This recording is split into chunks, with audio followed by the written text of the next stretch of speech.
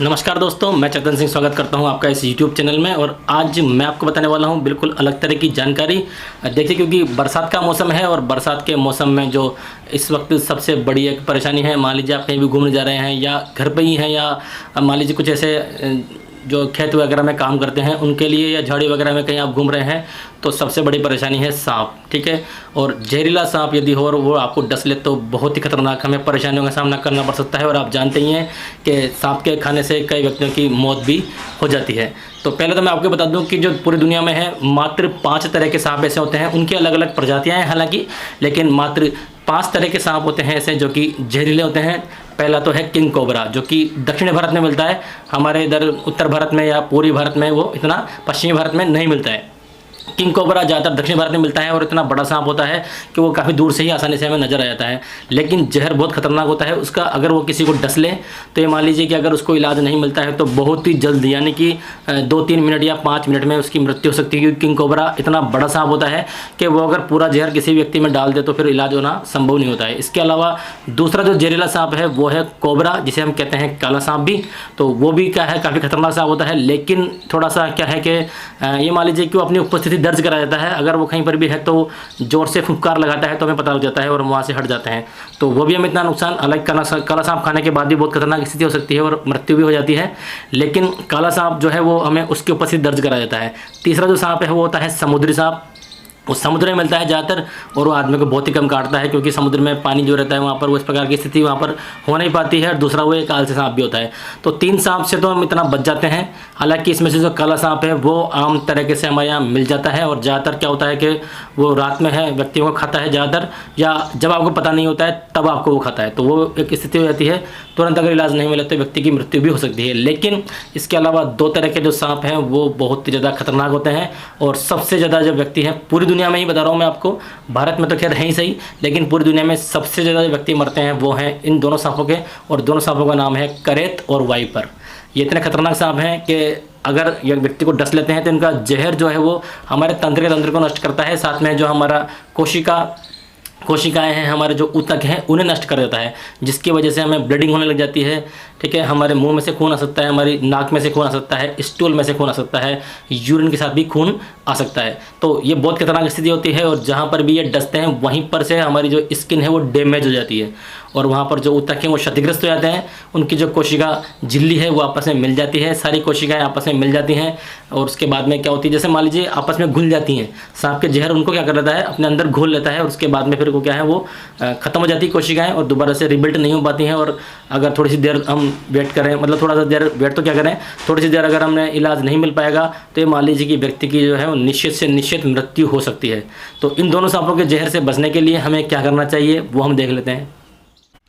देखिए, काला सांप जो है वो तो अपनी उपस्थिति दर्ज करा देगा। ज़्यादातर वो फुसकार मारता है जोर से, तो हम वहाँ से हट जाते हैं, तो हम बच जाते हैं। लेकिन करेत सांप बहुत तेज़ी से हमला करता है और ये मान लीजिए कि अगर वो दूर भी बैठा हुआ है हमसे और अगर हम पास से जा रहे हैं तो वो तुरंत हमें डस भी सकता है। और बहुत तेज़ी से वो चलता है, बहुत तेज़, मान लीजिए उसकी जो चलने की स्थिति है वो बहुत ही ज़्यादा तेज़ होती है। तो वो उससे बचना। और सबसे बड़ी बात यह है कि वो कैसा होता है, तो आप देख लीजिए फोटो में, करेत सांप की ये पहचान होती है। आगे से जो उसका जो है फन होता है वो बहुत ही नुकीला होता है, बारीक होता है और ये बहुत ज़्यादा जहरीला सांप होता है। इसके अलावा जो दूसरा सांप है वाइपर, उसके भी आप देख लीजिए फोटो, इस प्रकार का सांप होता है। आगे से इसका जो फन होता है, ठीक है, जो मुंह होता है वो देखिए आप, एक शक्करपारा जिसको हम बोलते हैं उस प्रकार का इसका जो है मुंह होता है। तो ये भी क्या है, बहुत जहरीला सांप है। दोनों की देख लीजिए, इस प्रकार की इनकी तस्वीर फोटो जो है आपने अभी देखी। तो जो इनकी फ़ोटो आपने अभी देखी है, ये वाली फ़ोटो, इससे आप जो है अंदाज़ा लगा सकते हैं कि ये जब भी आपको मिले तो आपको क्या करना चाहिए। क्योंकि कई सांप ऐसे होते हैं जो जहरीले नहीं होते हैं, हालांकि हम उन्हें भी मार देते हैं। लेकिन इनसे जो वाइपर सांप है ये एक इस प्रकार का सांप है कि ये कहीं पर भी पत्थर के नीचे या कोई भी, मतलब किसी जगह पर, पेड़ पर ऐसे चुपचाप से बैठा रहता है। और जैसे ही हमारा हाथ या पाँव वहाँ पर जाता है वो तुरंत हमला कर देता है बिना किसी पूर्व सूचना के। और एक बार खाने के बाद में बहुत ही ज़्यादा खतरनाक स्थिति हो जाती है। तो सांप अगर खा जाता है किसी भी व्यक्ति को तो सबसे पहला जो उपचार हमें, देखिए सबसे बेस्ट तो यही है कि अगर जितना जल्दी हो सके हम उसको अस्पताल लेकर चला जाएँ और उसके एंटीवेनम का जो है वो इंजेक्शन लग जाए तो उसके बचने के चांसेस 100% हो जाते हैं। डिस्कवरी चैनल वाले, नेशनल ज्योग्राफी चैनल या एनिमल प्लेनेट वाले जो भी हैं, ये जाते हैं जहाँ पर भी अगर इनको कुछ सांप वगैरह खा जाता है तो ये तुरंत ही एंटीवेनोम ले लेते हैं। लेकिन मान लीजिए कि आप कहीं जंगल में घूमने गए हैं और आपको किसी सांप ने डस लिया है, तो वहाँ पर तो एंटीवेनोम होता नहीं है। इनके पास तो होता है लेकिन हमारे पास में नहीं होता। तो हमें सबसे पहला काम ये करना चाहिए कि हमें तुरंत जो है नज़दीकी अस्पताल में चले जाना चाहिए जहाँ पर ये सुविधा मौजूद हो। अगर आपके शहर में या आपके गांव में नहीं है तो वहाँ पे डॉक्टर से जाके आप कहें कि ये सुविधा भी आप उपलब्ध कराएं, क्योंकि गाँव में ज़्यादा परेशानी रहती है। खेतों में काम करने वाले जो किसान होते हैं वो ज़्यादा इस समस्या से ग्रसित रहते हैं, और सांप एक बार खाने के बाद में बहुत ही खतरनाक स्थिति हो जाती है, क्योंकि आप जानते हैं कि अगर 2 या 3 घंटे तक संघर्ष कर सकता है, उसके बाद में आदमी को जो है वो मरना ही पड़ता है। तो बहुत खतरनाक स्थिति हो जाती है। तो मैं आपको बताता हूँ कि क्या क्या हम कर सकते हैं प्राथमिक उपचार सांप को खाने के बाद में, और क्या क्या हमें करना चाहिए, क्या क्या नहीं करना चाहिए सांप। देखिए, यदि किसी व्यक्ति को सांप ने डस लिया है तो सबसे पहले तो उसको ये बात समझाएं कि उसे रिलैक्स रहना है बिल्कुल। अगर वो जितना ज़्यादा टेंशन करेंगे, जिसको भी सांप ने डसा हुआ जितना ज़्यादा टेंशन करेगा वो व्यक्ति, तो उसका जो ब्लड सर्कुलेशन है, खून का जो दौरा है, रुधिर का जो प्रवाह है हमारे शरीर में, वो तेज़ हो जाएगा। और जितना तेज़ रुधिर का प्रवाह हमारे शरीर में होगा उतना ही तेज़ी से सांप का जहर जो है हमारे शरीर में फैल जाएगा। और जैसे ही वो धीरे धीरे फैलता फैलता हमारे हृदय तक पहुँचेगा, हमारे दिल तक पहुँचेगा, हार्ट तक पहुँचेगा, तुरंत वो है पूरे सर जो हमारा पूरा शरीर है वहाँ पर उस जहर की सप्लाई कर देगा, क्योंकि हमारा हृदय ये नहीं जानता है कि रुधिर में जहर मिला हुआ है या नहीं मिला हुआ है। तो जैसे ही उसके पास में, देखिए, हम मोटर से जिस प्रकार से पानी उठाते हैं और पानी नल में से आता है या टैंक से उठा रहे हैं तो हमारी मोटर को सप्लाई कर देती है, ठीक है। उसी प्रकार से जो है हमारा जो हृदय है वो रुधिर की सप्लाई करता है पूरे हमारे शरीर के अंदर। तो अगर सांप का जहर रुधिर में मिलकर हमारे हृदय तक पहुंच जाता है, हमारे दिल तक पहुंच जाता है, तो तुरंत ही हमारा हृदय उसको पूरे शरीर में सप्लाई कर देगा, और उसके बाद में बचने के चांसेस बहुत कम पड़ जाते हैं। और फिर एक ही मात्र इलाज होता है, वो है एंटीवेनोम, ठीक है। तो एंटीवेनोम जो है वो देखिए हर समय तो उपलब्ध हो नहीं पाता है, हो सकता है किस्मत अच्छी रहे और एंटीवेनोम मिल जाए। लेकिन अगर एंटीवेनोम नहीं मिलता है तेज़ी से, तो प्राथमिक उपचार सबसे पहले तो यही बात कि उसको ये समझाएं अच्छी तरह से कि शरीर को बिल्कुल रिलैक्स रखें। उसके जो एक्स्ट्रा कपड़े उसने पहने हुए हैं उनको आप खोल दें, उसको बिल्कुल भी हिलने डुलने नहीं दें, चलने नहीं दें और सोने भी नहीं दें। क्योंकि सांप का जो काला सांप है उसमें तो बिल्कुल भी नहीं सोने दें, क्योंकि काला सांप में क्या होता है कि हमारा तंत्र के तंत्र बिल्कुल शिथिल पड़ जाता है, और अगर आदमी सो जाए एक बार, कोई भी व्यक्ति जिसको सांप ने डसा है, तो उसके बाद में उसका रिवर्स मारना बहुत भारी पड़ जाता है। तो काले सांप वाले को तो नहीं सोने दें, और वाइपर या करत खाता है तो उसको भी नहीं सोने दें, लेकिन उसको रिलैक्स रहने के लिए कहें भाई नॉर्मल रहे। क्यों? क्योंकि अगर वो थोड़ा सा भी टेंशन करेगा तो बीपी बढ़ जाएगा, ब्लड प्रेशर हमारा बढ़ जाएगा, जिससे खून तेज़ी से बहेगा और वो जल्दी जल्दी हमारे पूरे शरीर में फैल जाएगा। इसके अलावा जो प्राथमिक उपचार है वो मैं आपको बताता हूँ कि वो क्या करना चाहिए। तो देखिए, सांप से खाने के जो प्राथमिक उपचार है, अगर आपको कोई सांप डस लेता है तो सबसे पहले आप क्या करें, निडिल लें, जो कि आप कहीं भी ले जा सकते हैं इसको साथ में, और 10 ml की मैंने ली है, आप 15 ml या 20 ml की भी यूज कर सकते हैं। तो इस प्रकार से देखिए निडिल होती है। तो सबसे पहले आप इससे क्या करें, थोड़ा सा देखिए, अगर आपको सांप ने बारी जगह 2-3 प्रकार की जो है निडिल रखें, यहाँ पर आपको दिख रहा है, ठीक है। तो इसको हम जोर से, जहाँ पर भी सांप ने खाया हुआ है वहाँ पर हम जोर से दबाएं, और उसको बाद में इसको देखिए मैं कर रहा हूँ, अगर हम इसको खींचेंगे तो देखिए छोड़ते वापस चली गई है। तो ये सक्शन इस प्रकार से करेगी कि जो है थोड़ा सा जो जिस जगह पर ही सांप ने हमें खाया है वहाँ से खून थोड़ा सा क्या है वापस ये खींच लेगी। कैसे करेगी तो मैं बताता हूँ आपको। देखिए, मैंने जो है यहाँ पर मेरा दोस्त है उसके छोटा सा छेद किया है। मान लीजिए सांप को, अगर आप सांप जो है वो आग पे खा गया है, इस वक्त देखिए आप हल्का सा यहाँ पर इसके ब्लड आ रहा है, इसको मैं पहुँच देता हूँ यहाँ पर, ठीक है।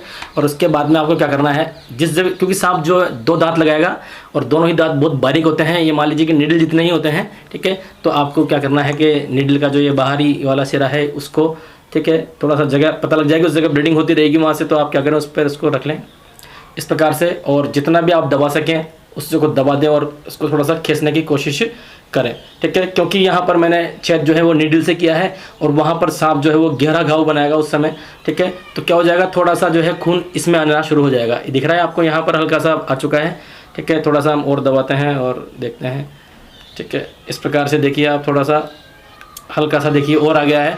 तो इतना सा भी अगर आप ये मान लीजिए कि 0.1 या 2 ml भी अगर वहाँ से ब्लड निकाल पाते हैं, ठीक है, तो वो काफ़ी हमें फ़ायदा पहुँचा देगा। क्योंकि तुरंत अगर इस प्रकार की जो है सुविधा अगर किसी भी ऐसे आदमी को मिल जाए जिसको कि सांप ने डसा हुआ है, और हम 0.1 या 0.2 ml भी ब्लड निकाल पाएँ, तो उसको ये मान लीजिए कि उसका जीवन जो है हम बचा सकते हैं। 2-3 बार आप कोशिश करें लगातार, क्योंकि ब्लडिंग वहाँ से होती रहेगी, और दबा के जोर से सक्शन करें, ठीक है।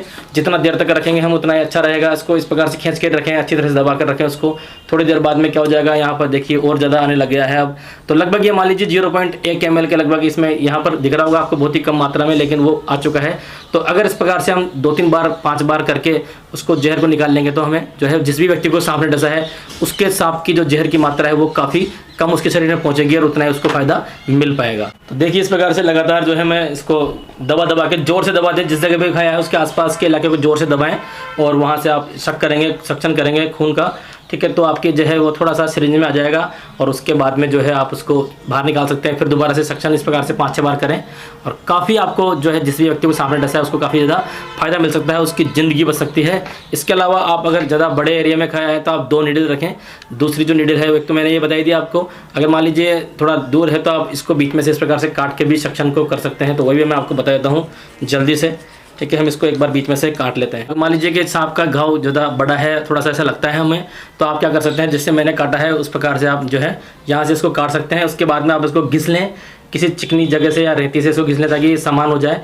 उसके बाद में जहाँ भी सांप ने खाया है मान लीजिए यहाँ पर, ठीक है, तो आप उसको बहुत ही ताकत से इस प्रकार से यहाँ पर लगा दें और फिर वही सक्शन करना है, हमें ज़ोर से खींचना है, धीरे थोड़ा सा रखना है इसको, है ना, कम से कम 15 से लेकर 20 सेकंड तक।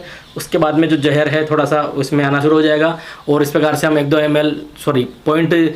ml भी निकाल पाए तो काफ़ी हमें फ़ायदा मिल जाएगा। यहाँ तो ये लग नहीं पाएगा क्योंकि अंगूठा इतना छोटा है कि मुझे लग रहा नहीं है कि शक हो पाएगा यहाँ से, लेकिन देखिए हो तो गया है, ठीक है। तो दबाएं साथ में उसको, जहाँ पर भी सांप ने खाया है उस जगह को दबाएं। आप देखिए जहर बाहर आ रहा है, यहाँ पर से सांप जो है खून आना बाहर शुरू हो गया है, देखिए आप, है ना।